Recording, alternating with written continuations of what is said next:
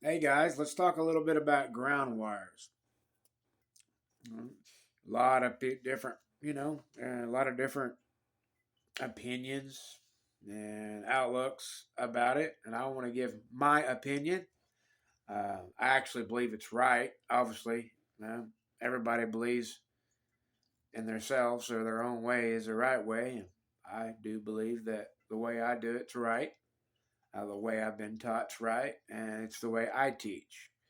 When you're running your ground wire to your tower. Guys, it only needs to be one. There don't need to be 15. That's the first thing. It only needs to be one ground rod to the tower. Now, if you want to do a 3 point, that's fine. But you're only feeding the tower with one piece of wire and short as possible. Guys, when you're doing the ground system, it's imperative to not have the ground wire long, especially not over a quarter wavelength. Guys, when you hook the ground wire to the tower, if you've got a ground, say you have a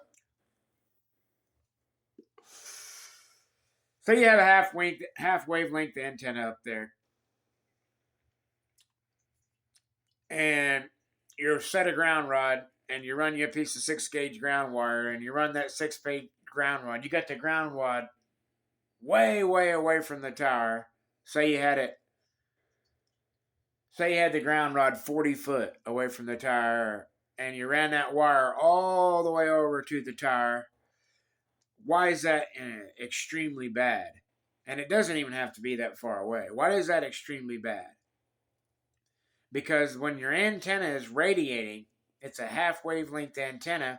When it's radiating, if that ground rod, if that ground wire is equal, longer, anything over a quarter wavelength, any interval, like a wavelength, a quarter wavelength is 102 inches,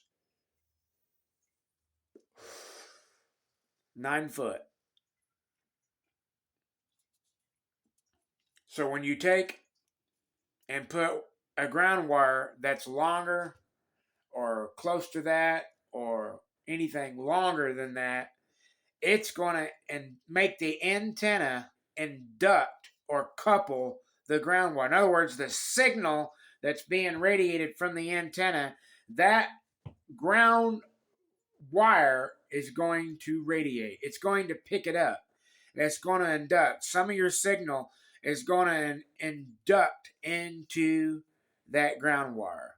Why? Because the ground wire is part of your antenna system. You're bonding that ground earth bond to the shield of the coax. The antenna is grounded to the tower. The shield of your coax is the metal ground plane of your antenna is connected to the shield. When you hook that ground cable to that tower, now all that tower and ground and everything, the wire and all, is part of the counterpoise. So when you start radiating signal out of that half wave antenna and you have way too long of a ground wire, the signal is going to be inducted. It's physics, it's going to happen. That's why it's imperative. I always tell people, whatever you do, make sure that your ground rod and your ground wire is under 9 foot. I recommend just put it right beside the damn thing. If you can do 18 to 24 inches, that's what I recommend. 18 to 24 inches. In other words, if the ground mast or the tower's right there, come right down here beside it, set you a damn rod. I use the commercial ones. They're real long, not the little 9 footers that you can get at your local hardware. But I got one from the Southwestern Bell Telephone Company. My, it's where I obtained the ones I got, and they're 12 foot, and they have a big, heavy duty anchor on the top of them. You drive that duck plucker in the ground as far as you can. You may not get it all the way, but you want to get it as far as you can, and at least 9 foot of it in the ground. if you're working with the 12 footer. And if you're working with a 9 footer, at least 7 foot of it in the ground. But the deal of it is, you want to run that 6 gauge solid copper or whatever, copper plated, just like the rod, whatever. Run that as short as you can and then bond it to the base of the mast or tower, whatever you're using. Guys, as long as the tower or the mast is carbon steel or some type of conductive compound, steel, the antenna is mounted physically to that. That means the pole antenna is one. So your ground cable, 6 gauge ground strap or strap, braid, whatever you choose to use, make sure it's short and make sure it's bonded to that. Do it right at the ground. Do it as low as you can at the ground and as short as you can. If you can do a little 6-inch piece, hallelujah. That's the best. If you can just put the ground rod right next to the tower and bond physical bar strap it, even better.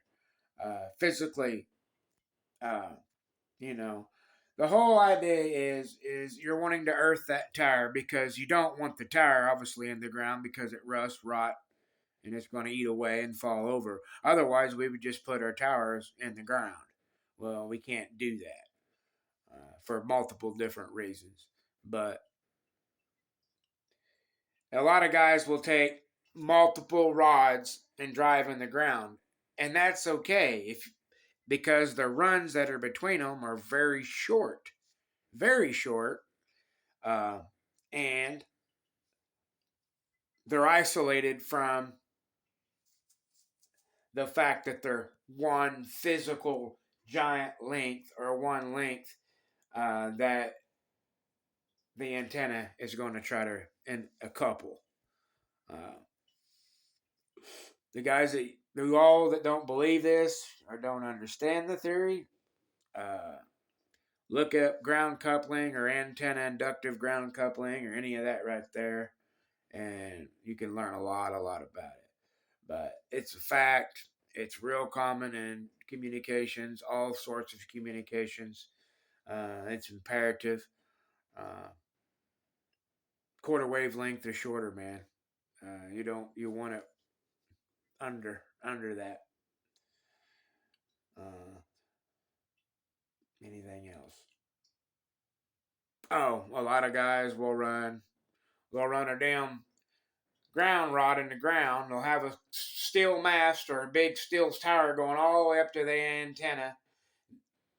Uh, the antenna will be 75 foot in the air, and they'll run a 6 gauge copper wire all the way up 75 foot and bond to the antenna. Now, why in the hell would you do that? Think about this for a minute.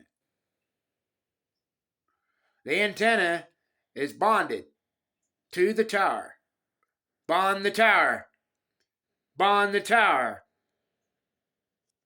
The coax, shield, it's all bonded. So if you run isolator, spark arrestor network, like the way I do things and the way a lot of people do things, you're bonding that. So therefore, the second you bond the isolator, the shield, everything's bonded, the tower's bonded, the antenna's bonded. Now, if you've got the antenna mounted on a piece of PVC pipe and you're trying to ground the PVC pipe, the antenna is not going to be grounded. That would be the only time you'd want to run a wire all the way up and physically bond the antenna, as if you had a non-conductive mount. Take care, guys. 7-3.